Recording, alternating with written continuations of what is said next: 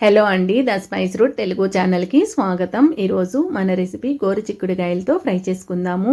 ఈ గోరుచిక్కుడుకాయ fry white రైస్లోకి చపాతీలోకి చాలా టేస్టీగా ఉంటుంది. ఇవి హెల్త్ కూడా చాలా మంచిదండి. నేను ఇక్కడ ఒక 1/2 కిలో గోరుచిక్కుడుకాయలు తీసుకున్నాను. వీటిని 2-3 సార్లు బాగా వాష్ చేసుకోవాలి. ఈ విధంగా ఈ సైజు ముక్కలుగా కట్ చేసుకుంటే సరిపోతుంది. ఇప్పుడు వీటిని ఒక కుక్కర్ గిన్నెలోకి తీసుకుని ఇవి మునిగే వరకు వాటర్ వేసుకోవాలి. ఈ గోరుచిక్కుడుకాయలు హెల్త్కు చాలా మంచిదండి. పీచు పదార్థం ఎక్కువగా ఉంటుంది. ఇప్పుడు ఇందులోకి రుచికి తగిన ఉప్పు వేసుకొని కుక్కర్ మూత పెట్టుకొని 2 లేదా 3 విజిల్స్ వచ్చే వరకు బాగా మెత్తగా ఉడికించుకోండి.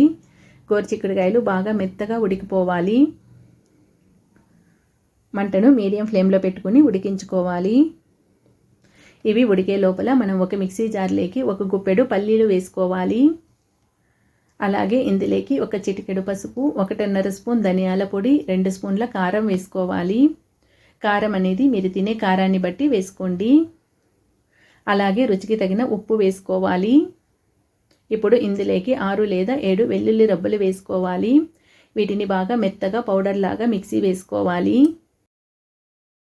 ఒక 3 విజిల్స్ వచ్చి ప్రెషర్ మొత్తం పోయిన తర్వాత కుక్కర్ మూత తీసుకొని ఈ గోరుచిక్కుడుకాయల్లో నుంచి వాటర్ మొత్తం సపరేట్ చేసేసుకోవాలి. ఒక చిల్లుల గంటలోకి వడగట్టుకోండి, సరిపోతుంది. ఇప్పుడు స్టవ్ మీద ఒక బాండి పెట్టుకొని ఆయిల్ వేసుకోవాలి. అందులోకి ఒక 1/2 స్పూన్ ఆవాలు, అలాగే కట్ చేసి పెట్టుకున్న ఉల్లిపాయలు వేసుకోవాలి. కొద్దిగా కరివేపాకును వేసుకొని వీటన్నిటిని పచ్చివాసన పోయే వరకు ఫ్రై చేసుకోండి, సరిపోతుంది. ఈ విధంగా ఫ్రై అయిన తర్వాత ఇందులోకి మనం ఉడికించి పెట్టుకున్న గోరుచిక్కుడుకాయల్ని వేసుకోవాలి. వీటిని 2 లేదా 3 నిమిషాల పాటు ఆయిల్లో ఫ్రై చేసుకోండి. ఈ ఫ్రై చాలా సింపుల్గా అయిపోతుంది. ఒక 10 మినిట్స్లో రెడీ చేసేసుకోవచ్చు. అలాగే చాలా టేస్టీగా కూడా ఉంటుంది. హెల్త్కు చాలా మంచిది. ఈ విధంగా 2 నిమిషాలు ఫ్రై చేసుకున్న తర్వాత మనం మిక్సీ పట్టుకున్న పౌడర్ని వేసుకోవాలి.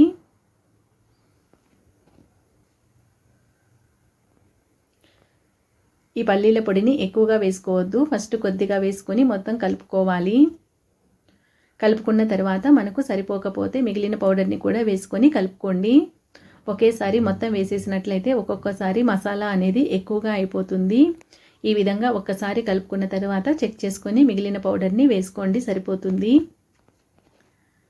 పౌడర్ వేసుకున్న తర్వాత ఎక్కువగా ఫ్రై చేయకూడదు. ఈ పొడి మొత్తం గోరుచిక్కుడుకాయకు పట్టే విధంగా ఫ్రై చేసుకొని స్టవ్ ఆఫ్ చేసేసుకుంటే సరిపోతుంది. అంతేనండి, ఎంతో టేస్టీగా ఉండే గోరుచిక్కుడుకాయ ఫ్రై రెడీ అయిపోయింది. ఇది వైట్ రైస్లోకి చపాతీలోకి చాలా టేస్టీగా ఉంటుంది. ఈ రెసిపీ కనుక మీకు నచ్చినట్లయితే like, share and subscribe. Thank you.